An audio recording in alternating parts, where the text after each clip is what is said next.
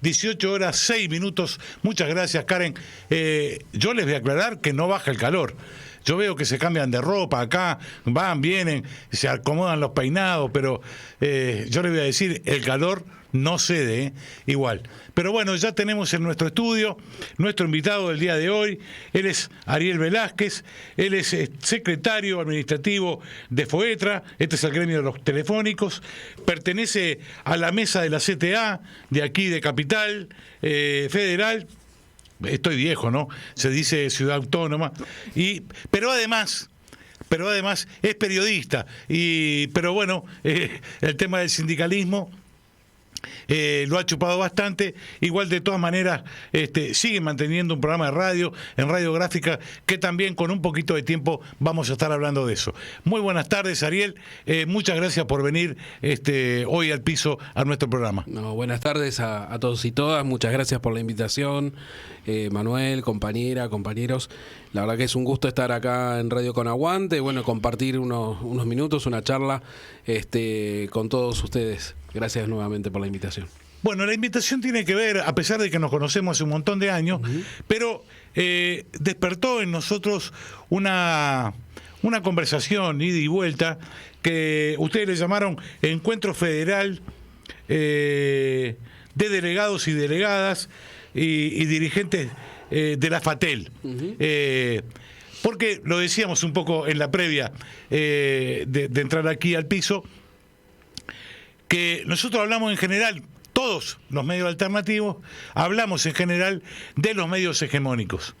Pero en los medios hegemónicos está lleno de trabajadores y trabajadores. Que no son hegemónicos. Exacto, entonces queríamos ver cuál es la mirada que hay desde adentro, de aquellos que trabajan en esos lugares, cómo la están viendo, porque evidentemente la viven desde otro lugar, no del lugar que lo vivimos nosotros, que recibimos la información, digamos. La desinformación. Bueno, y las operaciones y todo eso que hay. Y hablando de eso, debo corregir algo que dije en la primera hora, que me equivoqué. Dije del 88% de inflación, y no, es un error. En estos 10 meses va el 76,3% o una cosa así. Así que pido disculpas por el error.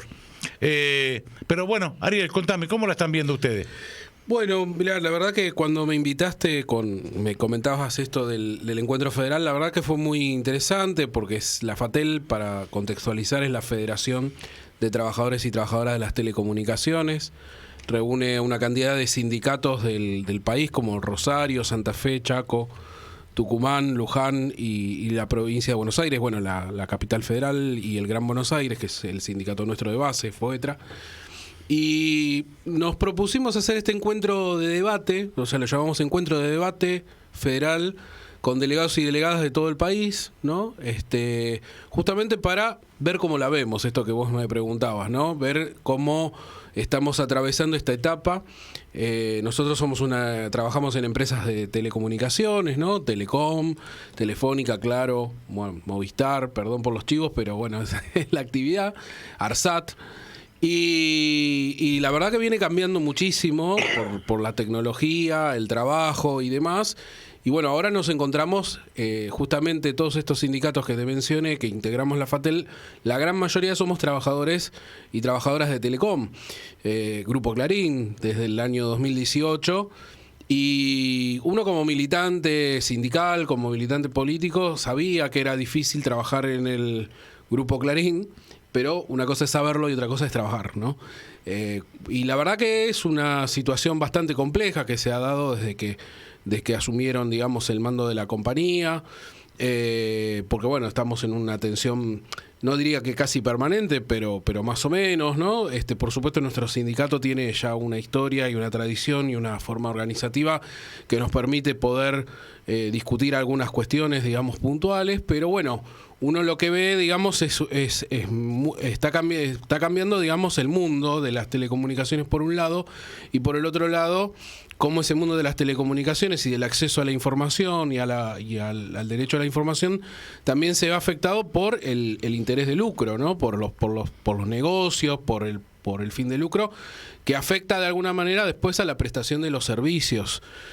Afecta a la prestación de los servicios para los usuarios, sobre todo, por un lado, pero también para los trabajadores y trabajadoras. Leían el fin de semana, por ejemplo, creo que era en El Cronista o algo así, que Telecom es la segunda empresa de servicios en reclamos de usuarios y usuarias, consumidores y consumidoras, ¿no? Detrás de Mercado Libre, por ejemplo.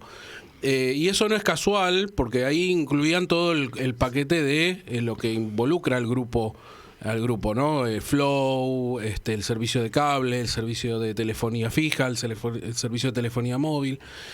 Entonces nos estamos encontrando en un momento en el cual los trabajadores y trabajadoras tenemos que debatir primero cuáles son nuestras situaciones, nuestras realidades económicas, nuestra realidad sobre todo profesional, digamos, como trabajadores y trabajadoras del área, y una mirada estratégica de hacia dónde tienen que caminar las telecomunicaciones, ¿no? ¿Por qué? Y cómo encauzar esas telecomunicaciones hacia un derecho público como es el servicio de por sí, ¿no? Hoy tenemos todavía judicializado el decreto 690 que declaraba servicio público a Internet, a la telefonía móvil, que bueno, está declarado, nada más que hay una acción de amparo, ¿no? Por parte de la justicia, entre comillas. Sí. Muy entre comillas. Y la verdad que eso afecta también en las discusiones cotidianas, porque las obligaciones no son lo mismo si son servicios públicos que si no lo son. Y es insólito porque, bueno, estamos en un mercado donde hay 62 millones de teléfonos móviles activos, o sea, más teléfonos móviles activos que habitantes, incluida la población menor de edad, y no es servicio público, sigue considerando un bien de lujo, y tenemos 13 millones de líneas fijas, y eso sí es servicio público, que para nosotros está bárbaro, pero está claro dónde está pasando el negocio. Entonces, bueno, debatíamos un poco de todo esto y de la necesidad de regular justamente el mercado de las telecomunicaciones y sobre todo tener una política estratégica, ¿no? Una política, un plan nacional de telecomunicaciones, un desarrollo, digamos, al servicio del pueblo, al servicio de los usuarios, de los consumidores, y también con una perspectiva de cómo se invierte la plata, a dónde tiene que ponerse, cómo se cubren las necesidades y el derecho humano a la comunicación, fundamentalmente. Claro. Sí, en realidad son varios los temas que vos estás planteando, pero yo te invito a que vos, porque es cierto, todos sabemos que el tema de la comunicación está cambiando desde el punto de vista tecnológico, ¿no? Y va muy rápido. Tal vez que sea el más rápido de todos los cambios que hemos visto, tan velozmente, ¿no? Ahora, contanos en la vida diaria de un trabajador, una trabajadora que está en esto que vos decís. ¿En qué cambió? Porque aquí estaban también, hasta el año pasado, había un colectivo que hacía un programa de radio que también se llamaba Conexiones, sí, es por abajo, sí, sí. Con una barra que también de militantes, ¿no? Y varios de ellos eran trabajadores de la vincha, como le llamaban, ¿no? De aquellos que atienden al público. Sí, sí. Bueno, relatan un poco cómo está cambiando. Era de una manera hasta hace 2 años atrás, ahora más o menos, para que el oyente pueda conocer cómo les afecta. Mira, bueno, yo con muchos de estos compañeros trabajo, así que le mando saludos a quienes sostenían este espacio, Juan Martín Rodríguez, Matías Muñoz, compañeros de mi oficina, digamos. Bueno, un abrazo para ellos también. Y compañeros de la vincha. Y la verdad que, mira, lo que cambió fundamentalmente es sobre todo la insatisfacción que uno tiene cuando tiene una determinada herramienta que es atender al público usuario, y no tener la posibilidad de responder, de dar respuesta, ¿no? Porque digo, uno se encuentra, digamos, por ejemplo, ¿no? Hay robos de cables, ¿no? Del cable de cobre, la tecnología nueva que tiene que llegar no llega, o sea, la fibra óptica, por ejemplo, en el caso de Telecom estoy hablando particularmente, se detuvo todo el plan de inversión que había en fibra óptica, y el usuario o usuaria hace un reclamo, por ejemplo, de reparación de línea, uno lo toma, digamos, con la vincha, dice, bueno, le tomo el reclamo, le digo, vamos a dar una cita con un revisador que le va a pasar a reparar la línea, va a ver cuál es el problema. Si el problema es un problema, digamos, común y corriente, bueno, se resuelve, no hay problema. Ahora, si hay un robo de cable, esa persona se tiene que despedir definitivamente de la línea fija. Le van a dar seguramente algún aparatito inalámbrico como para poder seguir sosteniendo un servicio muy básico y limitado. O en el mejor de los casos, si hace algún reclamo, lo que hacemos nosotros es cargarle gigas al celular, digamos, como para darle crédito para que pueda seguir comunicada con el celular. La verdad que no es una tarea, como te decía Manuel, satisfactoria para poder estar dando una resolución a los reclamos. Y eso uno lo que ve es cómo se va depreciando en definitiva el trabajo, ¿no? Nosotros discutimos con la compañía, ahora pudimos estos últimos meses retomar una mesa de diálogo como para poder justamente fortalecernos nuevamente en el trabajo, tener herramientas para poder resolver, porque en definitiva, más allá de con quién se discute o quién explota el servicio, uno trata de estar fuerte en el trabajo por un lado y dar solución y capacidad de resolución a los usuarios, ¿no? Que en definitiva también somos nosotros usuarios del servicio. Pero la verdad que el cambio fundamental que nosotros hemos visto es como, en línea general, es un cierto abandono de lo que son los servicios y de lo que es la prestación al público usuario en general, que repercute sobre el trabajador-trabajadora.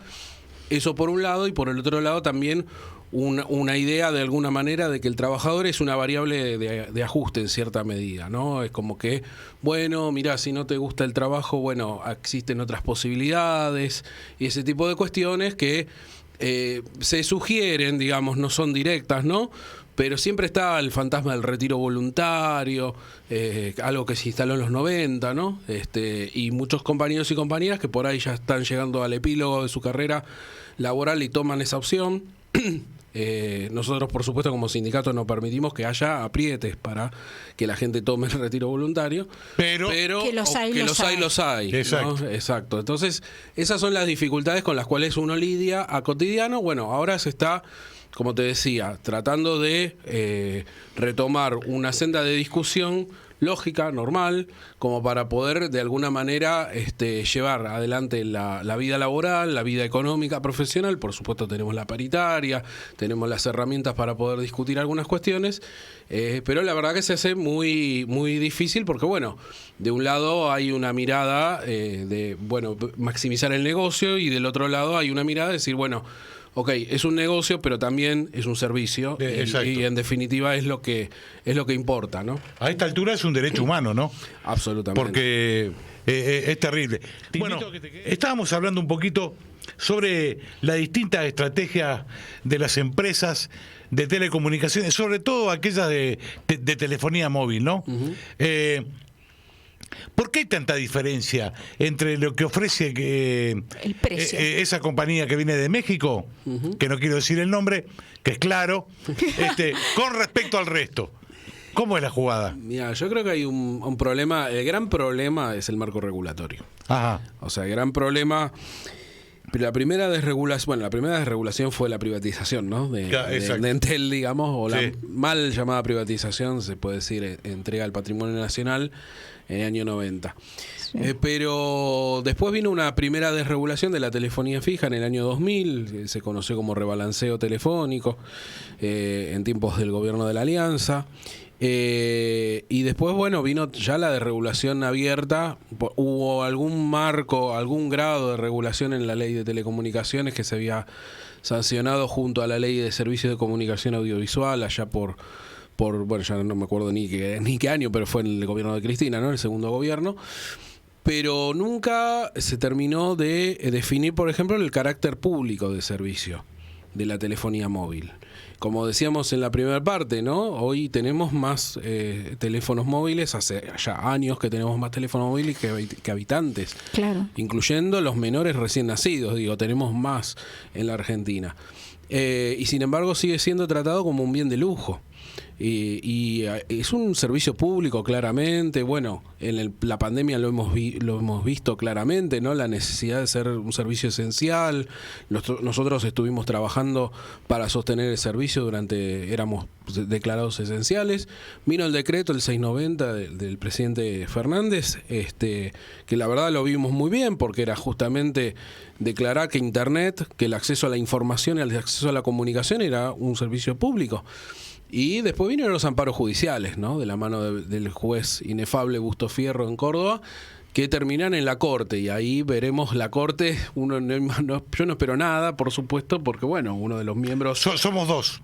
Somos multitud. Somos unos cuantos, ¿no? Somos multitudes. Sí. Pero además, sabiendo que uno de los jueces de la Corte fue abogado... previo a subir de los grupos económicos estos, la verdad que uno espera que vayan a ir a la medida de... Pero el gran problema es ese, ¿no? La desregulación que hace que las empresas aumenten de manera indiscriminada por un lado los precios y por el otro lado una competencia que, como vos decías por la pregunta puntual, una competencia que trata de ganar clientes uno al otro, pero que en definitiva gana clientes por un lado y lo recuperan por otro lado. Empieza a haber este tipo de ofertas que son parciales, ¿no? Nunca son totales, ¿no? Esto de recibir el llamado y decirle, mire, tengo para usted la oferta, pero ¿cómo sabe que me cambié de compañía? Bueno, hay un registro en realidad. Obviamente, que saben que uno se cambió de compañía. Pero viene la oferta, entonces uno va como bicicleteándola porque uno va cuidando el peso, ¿no? Va tratando de cuidar el mango de alguna manera. Ahora, eso no hace que cedan las tarifas. Cuando uno ve, lo charlábamos fuera del aire, hoy el índice de precios al consumidor de octubre lo encabeza el rubro de comunicaciones con más de un 12% de incremento, y eso habla justamente de que esto es como, ahora estaba mirando ahí la televisión, es como el Black Friday, ¿no? Estas promociones donde te dicen, bueno, te hago el 50%, pero en realidad yo hace un mes atrás te aumenté el 100%, entonces te hago un beneficio sobre un aumento de precio que yo ya te hice hace un mes atrás.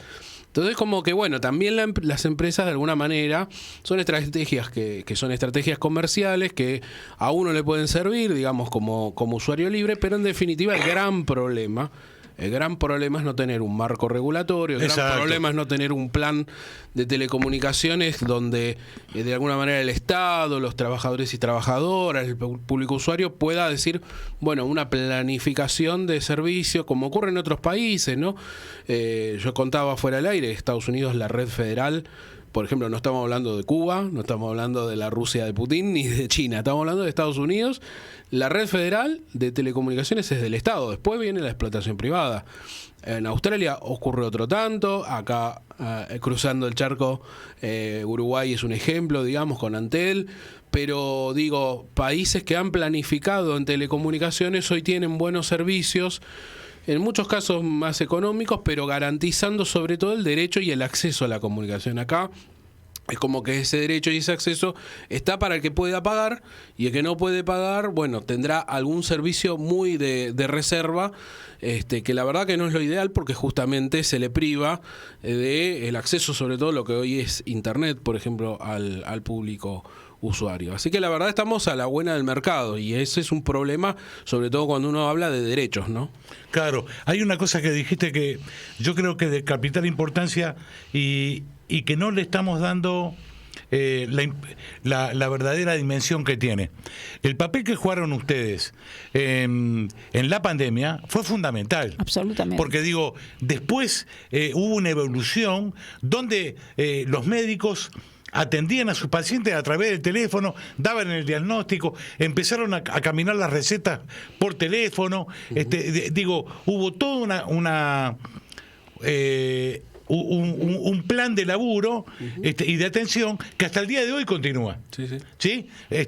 Porque la gente va a la farmacia con la receta en el teléfono. Entonces, digo, me parece que este gobierno, tendría que acelerar un poco los pasos y resolver este tema. Resolverlo para el lado del pueblo, ¿no? Y parar con la presión de estas grandes empresas, porque es lo que hablábamos antes. Estas estrategias comerciales, yo diría, por ahí capaz que la palabra no es correcta, pero está cartelizada la cosa, ¿no? Son carteles. Absolutamente. Es una barbaridad. Y algo de lo que vos comentabas en la primera parte de la entrevista, que tiene que ver con el plan estratégico. ¿Cómo lo están viendo ustedes? ¿Cómo tendría que ser el plan estratégico que ustedes están pensando?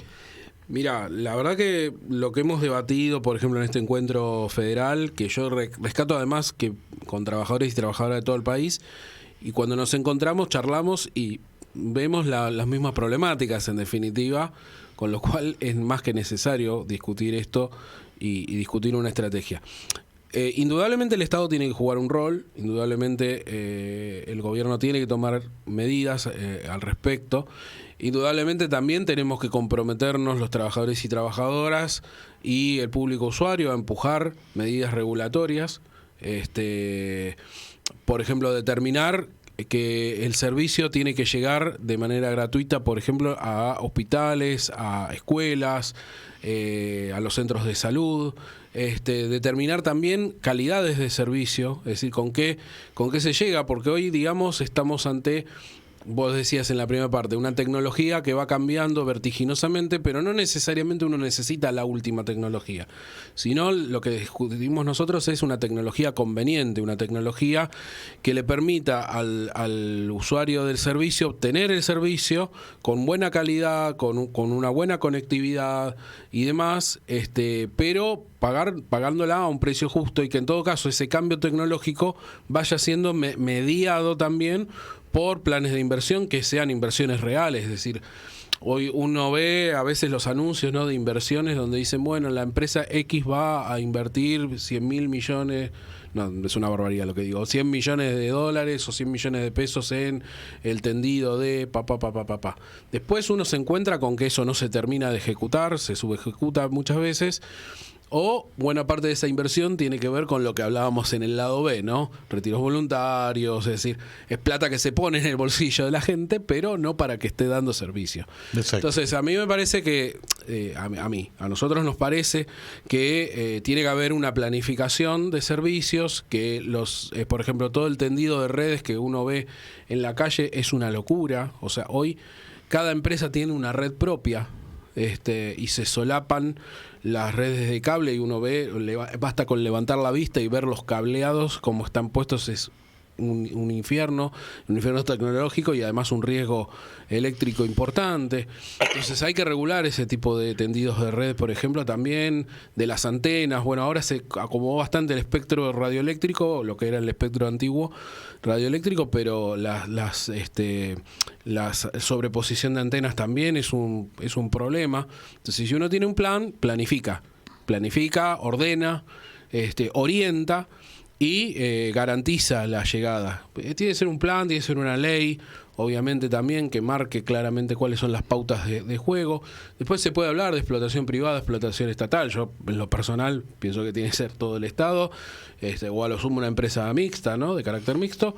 Pero lo que tiene que haber es claridad sobre, por lo menos, lo que tiene que ser la forma de prestación de los servicios. Eso indudablemente, porque eso todo después va acomodando el mapa, va acomodando también el mapa de las tarifas, va acomodando el mapa de cómo se va llegando al servicio. Y bueno, otro actor importantísimo que tiene que jugar un papel destacado también en esto es ARSAT, la empresa estatal de telecomunicaciones, indudablemente, que hoy da servicios mayoristas, pero que también tiene que involucrarse en el servicio minorista. Como así también muchas cooperativas que sobre todo que vienen de la economía popular o que dan servicios, porque ¿qué pasa con las empresas? Las empresas van a donde se puede pagar. Ahora a la 1114 no van, al Bajo Flores no van, a Villa Lynch no van, a Caraza no entran. Exacto. Entonces, ¿qué hace el barrio? El barrio se organiza y arman emprendimientos que tienen que ver justamente con cómo garantizan esa conectividad. Yo conozco un par de compañeros nosotros incluso damos capacitación en el IDETEL, que es el Instituto de Formación, y una de las tesis es conectividad en barrios populares. Qué O sea, bien. tienen que presentar los trabajadores que se capacitan, una tesis en base a cómo organizar una conectividad en la Tecnicatura en Telecomunicaciones en barrios populares. Y se han hecho emprendimientos y hoy los barrios se autogestionan el acceso a Internet, a banda ancha, al cable y a la telefonía en definitiva. Y bueno, todo eso también, que es el tema de, justamente ayuda a la urbanización y a la mejora en calidad de vida, indudablemente, y a la posibilidad de... Porque es una palanca las telecomunicaciones, son una palanca de desarrollo comercial también para los barrios, para los pueblos, para la conexión. Hoy, digamos, con el mercado a distancia también funciona de eso. Exacto. O sea, no ver que esta palanca se desarrolle de una manera inteligente hace que se pierdan un montón de puestos de trabajo y de economía, ¿no? Y indudablemente aquellos que más requieren, que son los compañeros y compañeras que viven en la informalidad, en la economía popular, que se buscan autogestionar el trabajo, son los que más necesitan justamente de este tipo de servicios, tanto como el agua, tanto como el gas, tanto como la luz. Claro. Bueno, también el derecho a la comunicación es fundamental para el desarrollo incluso autogestivo del propio sustento de la gente. Claro, podemos decir en definitiva que el gobierno está en deuda con esto, está claro, no hay un solo responsable, ¿no? Esto hay que discutirlo, hay que llevarlo, seguramente ustedes han hecho conocer esto a la gente que está en gobierno para poder llevarlo adelante. Es muy bueno lo que decís de lo de los barrios, porque evidentemente cuando no podés pagar lo que te piden, ¿sí? Y el destrato que sufrís, porque es de algo que hablábamos también fuera del aire, el tiempo que tenés que estar para que te puedan atender. Horas y horas. Bueno, yo con el operador de cable que tengo, que es el mismo de internet, digamos, ¿no? Porque es todo el paquete, Sí. es terrible, es terrible. Y vos sabés que el que está del otro lado, que el que te va a atender, no es responsable de eso. Sí. ¿No? Y en definitiva es un igual, nada más que bueno, estamos en distintos lugares, pero y que te trata de resolver las cosas y de la mejor manera. O vos lo ves entrar a los distintos lugares a trabajar y que los tienen a los altos, llamándolo, entraste, saliste. Yo le pregunté a un chico, no hace mucho tiempo, a un chico no tan chico, ¿cómo haces para bancar esto? Y me dice, Cablevisión tenía una oficina técnica en Scalabrini, Ortiz y Santa Fe, con 15 personas. Hoy no hay ninguno de esos 15 y hay 3. ¿Está? Y es para el mismo barrio, ¿no? Que creció un montón, porque hay un montón de edificios nuevos. Sí. Entonces, arreglate, hermano. Sí, mira, un edificio en el que trabajé hasta hace muy pocos años. Mirá. Scalabrini 2440, sigue teniendo claro, el edificio. Claro. Y sí, tenían una base técnica y que hay 3 trabajadores prestados de otro edificio que está en Cabildo en Guatemala y Dorrego. Sí, la verdad que, se trabaja con muchas dificultades y esas dificultades son las que percibe el usuario cuando reclama. Yo decía antes, es la segunda empresa, por ejemplo, el grupo Telecom, es la segunda empresa en reclamos de clientes, ¿no? Claro. No es casual y se viene manteniendo en los años, ¿no? Porque tampoco, a ver, vamos a ser honestos. Sí, cuando era francesa también. También, no es todo, claro, no es todo, no los vamos a exculpar al grupo, pero al grupo actual tenedor de las acciones de cable, de Telecom, pero viene de muchos años, viene de larga data el tema, que tiene que ver justamente con esto que charlábamos, ¿no? La decía en la forma de invertir, la falta de inversión, incluso ahora con el tema de, por ejemplo, quienes atienden o quienes atendemos, tenemos una determinada cantidad de compañeros y compañeras que hacen este trabajo, como decía, muchas veces sin las herramientas o sin las herramientas no físicas, sino sin las herramientas concretas para poder dar una resolución efectiva al reclamo del usuario. Exacto. Pero además con la amenaza de que en algún momento toda esa atención sea automatizada, sea robotizada, con lo cual son puestos de trabajo que se pierden en el tiempo. Eso también es un tema. A ver, uno no lo desconoce, todos manejamos aplicaciones, pero también ahí está el tema de cómo cambia el uso, ¿no? y las costumbres, ¿no? Hoy las plataformas son también un desarrollo de las propias telecomunicaciones. Ahora, para eso tiene que haber una red. Para poder montar todo eso hay una red y hay gente que la mantiene. Exacto. Entonces, Exacto. si no hay trabajadores que estén en capacidad de mantenerla, no hay inversión sobre esa red y esa red no está planificada, no está organizada, van a seguir habiendo este tipo de problemáticas y este tipo de reclamos y, en definitiva, los que se embroman somos los usuarios, somos los trabajadores y trabajadoras de la actividad que, como trabajadores y trabajadoras, cuando recibimos, perdón por la palabra, las puteadas de los clientes, decimos, miren, yo soy un trabajador, pero tampoco es una excusa, porque uno está poniendo la cara para poder resolverlo, ¿no? En ese momento son la cara de la empresa. Son la cara de la empresa, quieras o no. Exacto. Entonces, en definitiva, ¿y cómo lo sostenés? Y lo sostenés porque tenés que laburar, ¿no? Lógicamente, claro. Y vas para adelante y buscás la alternativa. Es más, nosotros como sindicato incluso damos muchas propuestas a la compañía de poder resolver algunas cosas. En algunas cosas, cuando se toman propuestas de los trabajadores y trabajadoras que conocemos cómo funcionan los servicios, por lo general se arreglan las cosas, por lo general camina. Entonces está esto de conocer, digamos, el conocimiento del trabajo es intransferible, ¿no? Claro. El conocimiento del que conoce su trabajo, sabe por dónde ir, nos involucramos por ahí, nosotros no discutimos el salario, o sea, el trabajador y trabajadora no tiene que discutir solo el salario, que es importante, fundamental, mucho más en estos tiempos difíciles, ¿no? Pero es discutir también, bueno, cómo trabajo, con qué herramientas, con qué conocimiento, y eso no hay ningún CEO, no hay ningún grupo económico que pueda reemplazar justamente la idoneidad y la experiencia y la capacidad técnica del trabajador trabajadora que cuenta con todos estos años para poder aportarlo justamente. Cuando nos escuchan, las cosas caminan de otra manera. Sería bueno que, si esto lo sistematizamos y además lo llevamos a un plano nacional, vos decías, el gobierno tiene una deuda, indudablemente.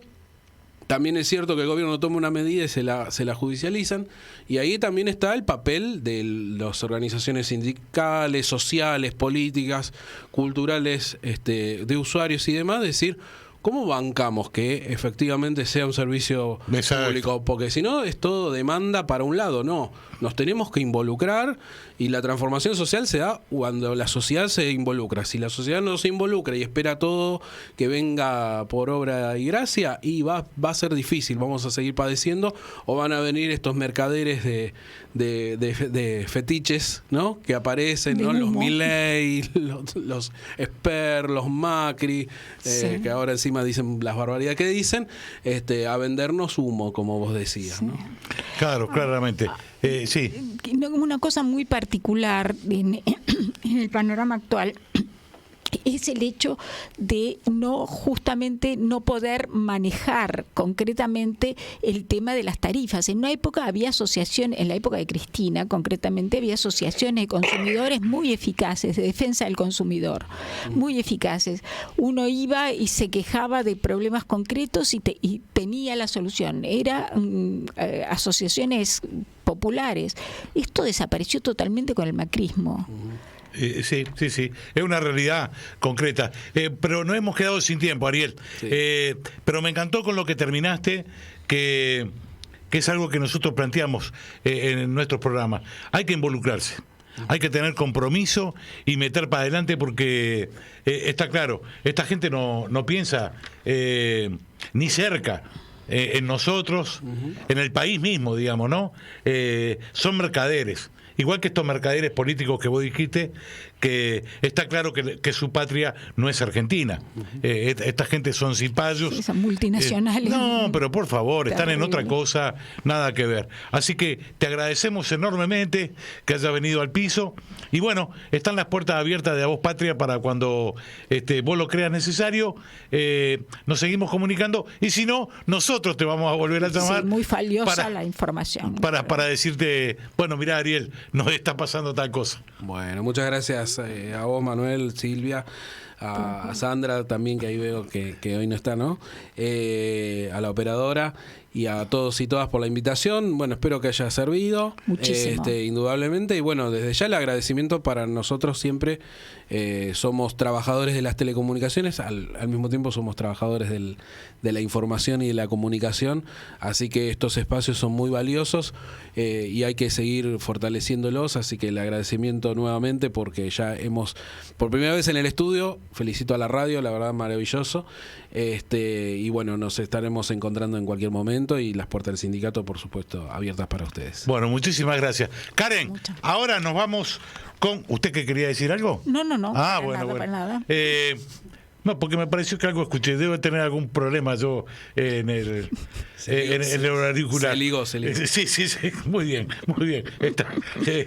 Bueno, vamos a escuchar a Chico Serra y Loli Molina haciendo A Primera Vista y volvemos.